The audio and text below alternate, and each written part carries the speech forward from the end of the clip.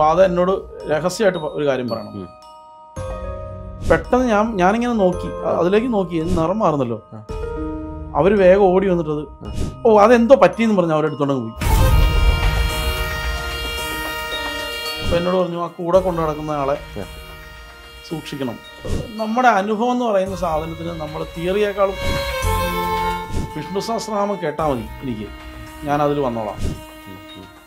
എന്നിട്ട് ഈ മുട്ടി എന്നെ വിഷ്ണു ക്ഷേത്രത്തിൽ അരച്ച് ദേവന് ചാർത്താനോ പൂജയ്ക്ക് എടുക്കാനോ എന്ന് ആവശ്യപ്പെട്ട മൂർത്തിയുണ്ട്.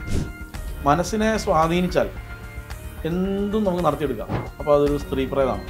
പാടത്ത് ചവിട്ടി കൊന്ന പോലെ ഡ്രൈവറുടെ പുറയിലൊരു മൂവ്മെൻറ്റ്.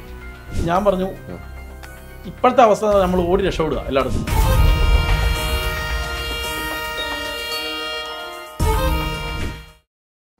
മനസ്സിനെ സ്വാധീനിച്ചാൽ എന്തും നമുക്ക് നടത്തിയെടുക്കാം അല്ലേ? അതെ അതെ അതെ അതെ. അതിനു വേണ്ടിയിട്ട് ഉപയോഗിക്കുന്ന മാധ്യമങ്ങളാണ് പല സാധനങ്ങളും, പല മൂർത്തികളും ഒക്കെ. ഈ രസകരമായിട്ട് പറഞ്ഞ മൂർത്തികളുണ്ട്.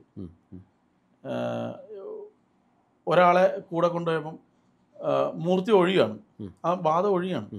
അപ്പം ബാധ എന്നോട് രഹസ്യമായിട്ട് ഒരു കാര്യം പറയണം.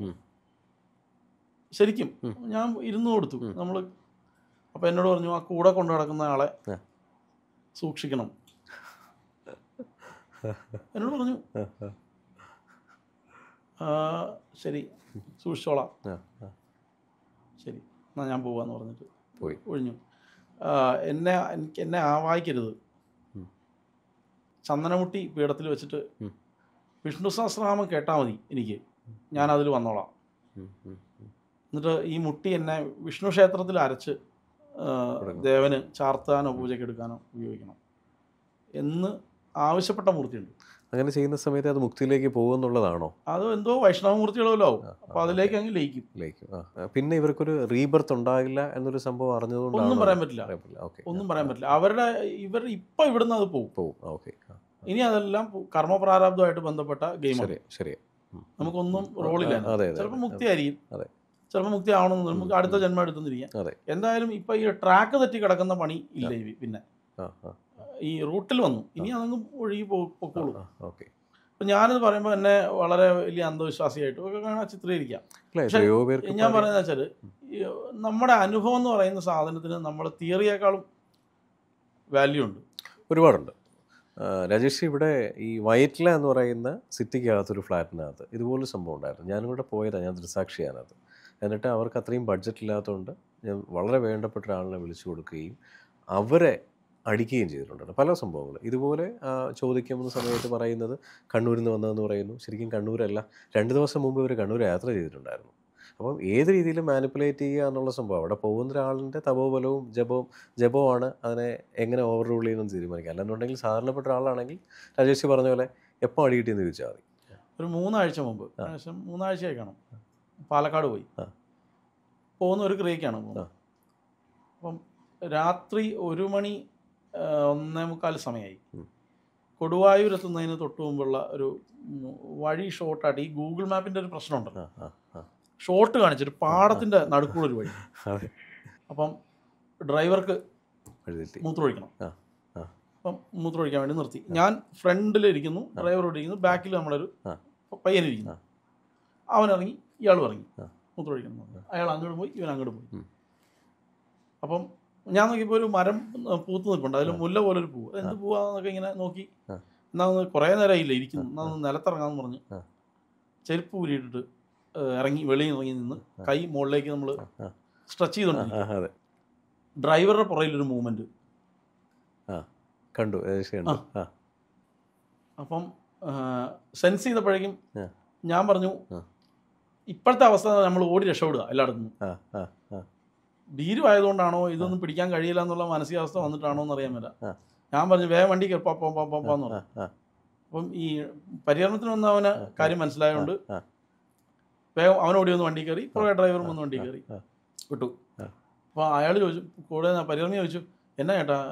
ഞാൻ പറഞ്ഞു, എന്തോ ഒരു സാധനം എന്നാന്ന് മനസ്സിലാവുന്നില്ല, സ്ത്രീയാണെന്ന് തോന്നുന്നു. അപ്പോൾ ഈ പരികർമ്മി പറഞ്ഞു, എനിക്കെന്തോ പോലെ ഒരു സംശയം. മോശമൊന്നുമല്ല പരികർമ്മി, നല്ല തപസ്സൊക്കെയുള്ള ആളാണ്, പൂർണ്ണദീക്ഷിതനാണ്, നല്ല ജപമുണ്ട്, നവാക്ഷരി നല്ലപോലെ ജപിച്ചിട്ടുള്ള ആളാണ്.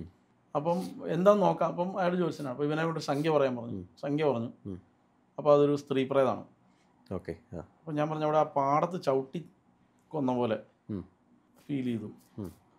എന്തായാലും അത് പോയല്ലോ, ഒരു സംഖ്യയോടെ നോക്കാൻ പറഞ്ഞു. നോക്കിയപ്പം 4-ലാണത് കേന്ദ്രത്തിൽ നമ്മളിരിക്കുന്നിടത്ത്. ഫോണില്ല. കുറേ അങ്ങ് പോട്ടെ പോട്ടെ പോട്ടെ പോട്ടെ എന്ന് പറഞ്ഞു. അവസാനം 2-3 സ്ഥലത്ത് ഞാൻ ഉറങ്ങിപ്പോവും, ഡ്രൈവർ ഏതെങ്കിലും ഊടുവഴി കയറ്റും. കുറേ കട്ടർ ചാടുമ്പോൾ നമ്മൾ എഴുന്നേക്കും, വീണ്ടും വണ്ടി തിരിക്കും, ഹൈവേ കയറ്റും, വീണ്ടും പോവും, പിന്നെ ഇവൻ ഊടുവഴി കയറ്റും. 2-3 തവണ ഇത് തന്നെ. അവസാനം വീണ്ടും നോക്കി, വീണ്ടും അതേ സ്ഥലത്ത് തന്നെ. പിന്നെ രക്ഷയില്ല. പിന്നെ ആചമിച്ച് അവിടെ ഇരുന്നു.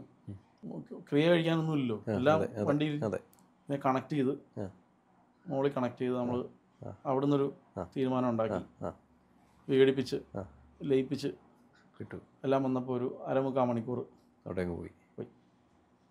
വല്ലാത്ത ക്ഷീണമായി പോയി. അങ്ങനെ പോയി പെട്ടാനും ഈ 3 ആഴ്ച മുമ്പ് ഉണ്ടായിരുന്നപ്പോൾ. അപ്പോൾ അത് ഇപ്പോൾ ഇത് ഈ ഇൻ്റർവ്യൂ ഇത് വെളി വരുമ്പോൾ അത് അന്നുണ്ടായിരുന്നവർ ചിരിക്കുന്നുണ്ടാവും. ശരി, ഇത് ഇൻസിഡൻറ്റിൽ പെട്ട ആളുകൾ ചിരിക്കുന്നുണ്ടാവും. ഞാൻ അപ്പോഴും പറയാറുണ്ട്, ഈ 1 മണി തൊട്ട് 3 മണി വരെയുള്ള സമയം, ഒരു 12 തൊട്ട് ഒരു 3 മണി വരെ വരുന്ന സമയമുണ്ടല്ലോ, പരമാവധി യാത്ര ചെയ്യരുത്. ശരിയാ. അതിന് മുമ്പ് വരെ ആവാം, അത് കഴിഞ്ഞു ആവാം. 12 തൊട്ട് 3 വരെയുള്ള സമയം എവിടെയെങ്കിലും ഒന്ന് കിടന്ന് ഉറങ്ങിയാൽ നന്നായിരിക്കും. ഉറക്കം വരുന്നില്ലെങ്കിലും വെറുതെ വണ്ടിയാണെങ്കിൽ റെസ്റ്റ് ചെയ്ത് വെറുതെ ഇരിക്കുക. പരമാവധി ആ സമയത്തുള്ള യാത്രയൊന്ന് ഒഴിവാക്കി കിട്ടാമെങ്കിൽ കുറേ അപകടങ്ങളിൽ നിന്ന് നമുക്ക് ഉരി കിട്ടും. അല്ലെങ്കിൽ അതുപോലത്തെ ഒരു ഡ്രൈവർ, നല്ലൊരു ഡ്രൈവർ നമ്മൾ പക്ഷേ ഉണർന്ന് നമ്മളും കൂടെ വിജിലൻ്റായിട്ട് ഇരിക്കാമെങ്കിൽ ഓക്കെ. അല്ലാത്ത പക്ഷേ ഇതുപോലുള്ള നമുക്ക് ഒരു അപരിചിതമായ സ്ഥലങ്ങളിൽ കൊണ്ട് വണ്ടി നിർത്തുക. വണ്ടി നിർത്താൻ തോന്നിപ്പിക്കും. വണ്ടി റൂട്ട് മാറിപ്പോവും. പിന്നെ നമ്മൾ ശരിക്കും വണ്ടി നിർത്തിയിട്ട് നടന്നു പോവും. പിന്നെ ഇതുപോലെ തന്നെ കോള് സംസാരിച്ചുകൊണ്ട് നടന്നു പോകും. പിന്നെ പല പല സംഭവങ്ങളുണ്ട്. ഒരു പൂർണ്ണ ഉപാസനയും ഒരു ബന്ധമൊക്കെ. എനിക്ക് മനസ്സിലായ ഒരു കാര്യം എന്ന് വെച്ചാൽ, ഈ സാൽവേഷൻ കൊടുക്കാൻ, ഈ മുക്തിയെ കൊടുക്കാൻ ശേഷിയുള്ള ഒരാളെ കണ്ടാൽ ബാധകൾ ഓടി വരും. ശരിയാ. നമ്മൾ കാരണം അല്ലെങ്കിൽ വേറൊരു മാർഗം അവർക്ക് ഇല്ല. കുറെ എത്രയോ ദിവസം അലഞ്ഞതിന് ശേഷം കിട്ടുന്നൊരു വഴിയാണ്. ആ വഴി കാണുമ്പം ഓടി വന്ന് നമ്മളിലേക്ക് വരും. അപ്പം ഈ സാധാരണ ഇത്തരത്തിൽ മന്ത്രവാദീക്ഷ, തന്ത്രദീക്ഷയൊക്കെ ഉള്ള ഒരു കവചം ധരിക്കാൻ പറയും. അതെ, നമ്മൾ കവചം ഇടുമല്ലോ, ഈ നാരായണ കവചോ ദേവി കവചോ ഒക്കെ ചെയ്തിട്ടാണ് കിടന്നുറങ്ങുന്നത്. അല്ലെങ്കിൽ ഈ സ്ലീപ്പ് പാരാലിസിസ് പോലെയുള്ള അവസ്ഥയൊക്കെ ഉണ്ടാവും. നമ്മളെങ്ങനെ ചേർത്ത് കൂച്ചി പിടിച്ചതായിട്ടും ആദ്യകാലത്തൊക്കെ ഉണ്ടായിരുന്നു. നമ്മൾ കിടന്നുറങ്ങുന്നു, ആരോ നമ്മുടെ ദേഹത്ത് വരുന്നു, നമ്മളിങ്ങനെ ഊഞ്ചു പിടിക്കുന്നു, നമ്മൾ 2 കൈ കൊണ്ട് അവരെ ഇങ്ങനെ പിടിക്കുന്നു. അപ്പോൾ ഞാൻ റേക്കി മാസ്റ്റർ കൂടിയാണ്, കുറേ നേരം റേക്കി ചെയ്യും. അപ്പോൾ ഇങ്ങനെ വിഷ്വലൈസ് ചെയ്യുന്നു, ഇങ്ങനെ വയലറ്റ് കളർ ഫ്ലെയിംസ് ഒക്കെ വരുന്നതായിട്ടും ഒക്കെ കാണുക നമ്മളിങ്ങനെ. പിന്നെ അത് പൊടിഞ്ഞില്ല ലയിച്ചു പോകുന്നതായിട്ടൊക്കെ കണ്ട് നമ്മളും കിടക്കും. രാവിലെ എഴുന്നേൽക്കുമ്പോൾ വയ്യ. എത്രയോ പേർക്കുണ്ട്. ശിവോഹം പ്രൊട്ടക്ഷൻ ഇടുന്ന ഒരാൾക്കാരും ഈ നാരായണ കവചം ചെയ്യുന്നവരും ഇവരൊക്കെ കുറച്ച് കഴിയുമ്പം ഇതങ്ങ് വിട്ടുപോകുന്നുണ്ട്. എത്രയോ പേർക്ക് ദേഹത്ത് ആരോ വന്നെന്നുള്ള തോന്നില്ല. സംഭവം ഇത് തന്നെയാണ്. ഇന്ന് വരെ ഞാൻ അതുകൊണ്ട് എൻ്റെ ഇന്ന് വരെ ജപം മുട്ടിയിട്ടില്ല. രാത്രി യാത്ര കഴിഞ്ഞ് 1 മണിക്കാണ് വരുന്നെങ്കിലും കുളിക്കും, ജപിക്കും, കവചം ചെയ്യും, സന്ധ്യാവന്തനം എല്ലാം അപ്പം തീർക്കും, എന്നിട്ടേ ഉള്ളൂ ഉറക്കം. അങ്ങനെയാണ്. വെളുപ്പിനെ ഒന്നും ചെയ്യാൻ പറ്റാതെ ഇരുന്ന് പോയി വെളുപ്പിനെ 4 മണിക്ക് വീട്ടിൽ വന്നിട്ടുണ്ട്. രാത്രി ജപിക്കാൻ പറ്റി. ആ ജപം മുഴുവൻ അവിടെ അപ്പം തീർത്തിട്ട് പിറ്റേ ദിവസം രാവിലത്തെ വീണ്ടും തുടങ്ങിയിട്ടുണ്ട്. ഞാൻ കടം വയ്ക്കില്ല, അത് ജപിച്ചിരിക്കും. അത് ഇനിയിപ്പോൾ നമ്മളല്ലേ ബാധ്യതയാണ് എന്ന് തോന്നിയാൽ പോലും ഇനി എനിക്ക് എന്ത് സംഭവിച്ചാലും ശരി മുട്ടിക്കാൻ എനിക്ക് പറ്റില്ല ഇപ്പം. ശരി, അങ്ങനെയാണെങ്കിൽ മാത്രമേ മുന്നോട്ട് പോകാൻ പറ്റുള്ളൂ. എന്നാൽ ഇത് നിർത്താൻ നമ്മൾ വിചാരിച്ചു വെച്ചോ, അതിന് പറ്റുകയില്ല. ഇതിന് 1 വേ മാത്രമേ ഉള്ളൂ. ശരി, 2 വേ ഇല്ല. അതുകൊണ്ട് പരമാവധി ആളുകൾ ചോദിക്കാറുണ്ട്. ഇപ്പം ഇവരൊക്കെ ചോദിക്കാറുണ്ട്, ചേട്ടാ ആവാഹനം ഒന്ന് പഠിപ്പിച്ചു തരുമോ, എങ്ങനെ ആവാഹിക്കുന്നത്. അപ്പം ഞാൻ എന്തെങ്കിലും എക്സ്ക്യൂസ് പറയും. കല്യാണം കഴിയട്ടെന്നോ, കുട്ടി ആവട്ടെന്നോ, കൊച്ചിൻ്റെ ചോറൂണ് കഴിഞ്ഞ് പഠിപ്പിക്കാമെന്നോ, അങ്ങനെയൊക്കെ പറഞ്ഞ് ഞങ്ങൾ തള്ളി വിടുക. കാരണം എന്താ വെച്ചാൽ ഇതിനകത്തേക്ക് വന്ന് ചാടണ്ട, മനസ്സിലായി എന്ന് കരുതിയിട്ടുണ്ട്. പിന്നെ യോഗം അത്രേ ഉള്ളൂ, നിയോഗം. അതെ. വന്നു കയറി കഴിഞ്ഞിട്ട് പിന്നെ തിരിച്ചിറങ്ങിപ്പോക്കില്ല. ശരിയാ. ഇത് അങ്ങോട്ട് പോകുമ്പോഴേ വഴി അടയുക. തിരിച്ചിറങ്ങാനുള്ള വഴി. ശരിയാ. ലാസ്റ്റ് കുംഭമേളയ്ക്ക് പോയപ്പം, കഴിഞ്ഞ കുംഭമേളയ്ക്ക് പോയപ്പം ദക്ഷഗിരി എന്ന് പറഞ്ഞൊരു സ്വാമി, ഒരു എന്നേക്കാളും പ്രായം കുറവാന്ന് തോന്നുന്നു സ്വാമി, കാഴ്ചയിൽ.